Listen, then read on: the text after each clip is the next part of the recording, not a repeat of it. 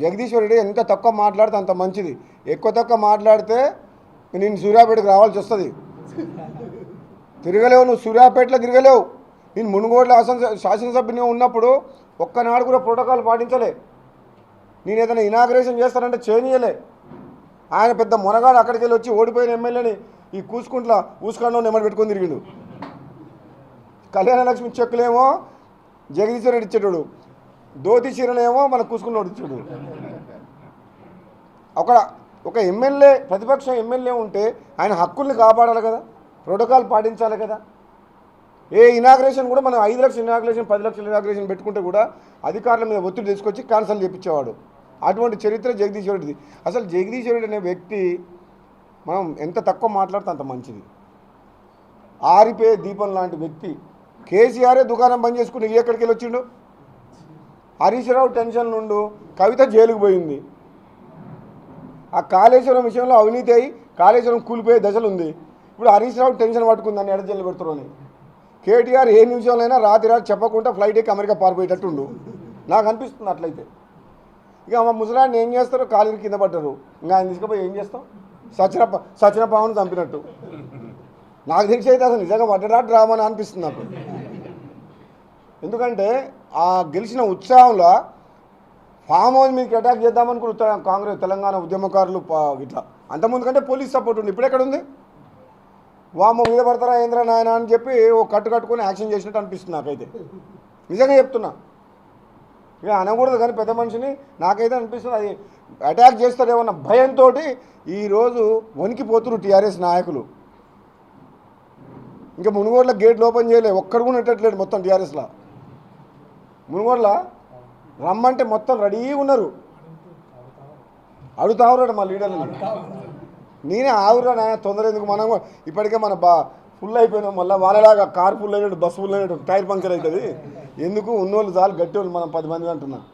నిజంగా చెప్పాలంటే ఏనాడైతే TRS party భారత రాష్ట్ర సమితి తెలంగాణ పదం తీసేసి భారత రాష్ట్రం పెట్టిందే ఆనాడే తెలంగాణ ప్రజలతోటి పేగుబంధం తెగిపోయింది.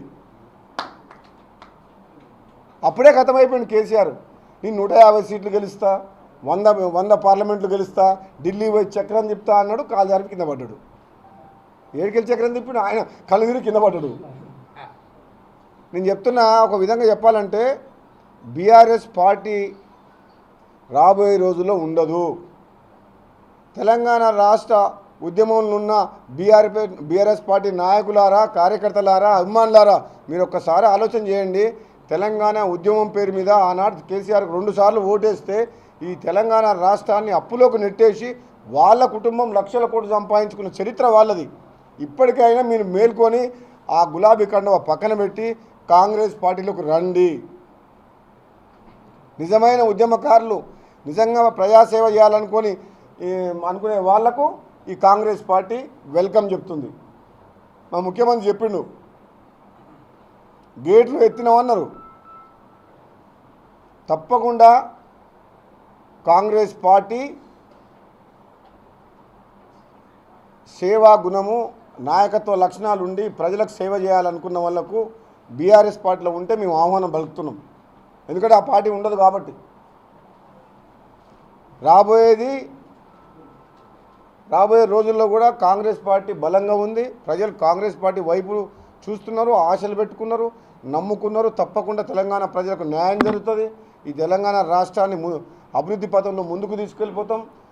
ప్రతి ఒక్కరు కూడా ధీమాగా, ధైర్యంగా ప్రజలకు చెప్పండి. ఒక 6 నెలలు లేట్ అవుతుంది కొన్ని పథకాలు అమలు చేసే విషయంలో కానీ, కొన్ని రహదారుల అభివృద్ధి కానీ, పెన్షన్లు కానీ, రేషన్ కానీ, ఇండ్లు కానీ కొన్ని చేయడం. మనం లేట్ అయినా మీరు అధైర్యపడొద్దు, అనుమానాలు వద్దు. రేపు పార్లమెంట్ ఎన్నికలతో అయిన తర్వాత తప్పకుండా నియోజకవర్గాల వారీగా అభివృద్ధిని ముందుకు తీసుకెళ్తాము. ప్రభుత్వం కూడా సుస్థిరత ఏర్పడుతుంది. మన ఆర్థికంగా కూడా కొన్ని విషయాల్లో మనం క్లారిటీ వస్తుంది. తప్పకుండా ముందుకు తీసుకెళ్తామని చెప్పి తెలియజేస్తున్నా. Thank you. Hit TV presents like, share, comment. TV వాళ్ళకు కూడా నేను ఒక సర్ప్రైజ్ ఇద్దాం అనుకుంటున్నాను. మీరు మాత్రమే జెస్సీ ఎందుకు అయ్యారు? ఇలాంటి అమ్మాయిలకి పిలవడానికి బాగుంటుంది. చందు సాయికి like you and have a జనాలకి ఒక పేరు నచ్చిందంటే దీనికి ఒక ప్రాసెస్ ఉంటుంది.